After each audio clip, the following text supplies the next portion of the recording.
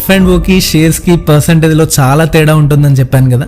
So దాని గురించి ఇప్పుడు క్లియర్గా చెప్తా వినండి. 500 రూపీస్ దగ్గర ఒక స్టాక్ ఉంది, అది ఒక 600 రూపీస్ వరకు వెళ్ళింది. అప్పుడు మనకి ఎంత పర్సెంటేజ్ రిటర్న్ వస్తుంది? ఒక 20% వస్తుంది. అంటే ఒక 1000 రూపీస్ పెడితే మనకు ఒక 200 రూపీస్ ప్రాఫిట్ వస్తుంది. బట్ F&Oకి వచ్చేసరికి అది చాలా డిఫరెంట్ గా ఉంటుంది. ఎలా అంటే ఇప్పుడు ఎగ్జాంపుల్ తో సహా చెప్తా వినండి.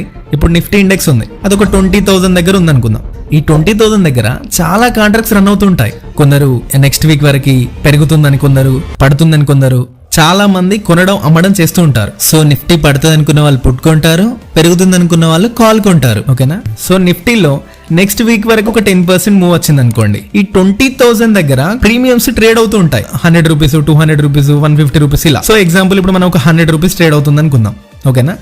ఈ 20,000 దగ్గర 100 రూపీస్ ఒక కాల్ ప్రీమియం ట్రేడ్ అవుతుందంటే దానికి అర్థం ఏంటంటే దాన్ని ఒక బయ్యర్ కొన్నాడనుకో, సెల్లర్ అమ్మినట్టే కదా. సో ఈ సెల్లర్ కి బయ్యర్ కి జరిగే కాంట్రాక్ట్ ఏంటంటే నెక్స్ట్ గురువారం వరకు, సపోజ్ నిఫ్టీ ఎక్స్పైరీ గురువారం కదా, సో నెక్స్ట్ గురువారం వరకు ఈ నిఫ్టీ 20,000 పైన ఎన్ని పాయింట్స్ ఉంటే అన్ని points into Nifty lot size. మీకు అర్థం కాదు కావచ్చు నిఫ్టీ లాట్ సైజ్ ఇవన్నీ. సో సింపుల్ గా చెప్తా పడండి. ఈ 20,000 పైన ఎన్ని పాయింట్స్ ఉంటే అన్ని పాయింట్స్ నీకు ఇస్తా, అన్ని డబ్బులు నీకు ఇస్తా అని సెల్లర్ చెప్తాడు.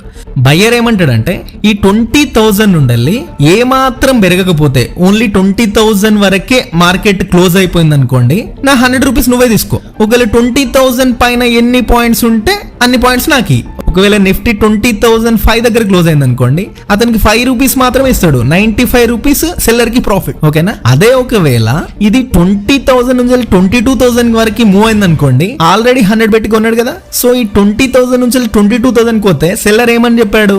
నీకు ఎన్ని పాయింట్స్ ఉంటే అన్ని పాయింట్స్ ఇస్తా అన్నాడు కదా. అంటే ఇప్పుడు 20,000 మీద 2,000 పాయింట్స్ ఉంది. ఓకేనా? సో ఈ 2,000 పాయింట్స్ సెల్లర్ బయర్కి ఇచ్చేయాల్సిందే, అంటే ప్రాఫిట్ ఇవ్వాల్సిందే. ఓకేనా? అంటే 100 రూపీస్ పెడితే 1900 రూపీస్ ప్రాఫిట్ వచ్చింది. దగ్గర 1900%. 100 200 కొత్తనే 100% కదా రిటర్న్, డబల్ అవ్వడం. అట్లాంటిది 19 టైమ్స్ డబ్బులు గ్రో అవుతాయి. కానీ దీన్ని ఎగ్జాంపుల్ గా తీసుకొని మీరు ప్రయోగాలు చేయకండి F&Oలో. ఇక్కడ ఏంటంటే చాలా మంది F&Oలకి అట్రాక్ట్ కావడానికి కారణం ఇది. ఓకేనా? ఇంత పర్సెంటేజ్ తేడా ఉంటుంది. ఏది స్టాక్స్ కి దీనికి. స్టాక్స్ లో 10% మూవ్ అవడం వేరు, ఒక ఇండెక్స్ 10% మూవ్ అవడం వేరు.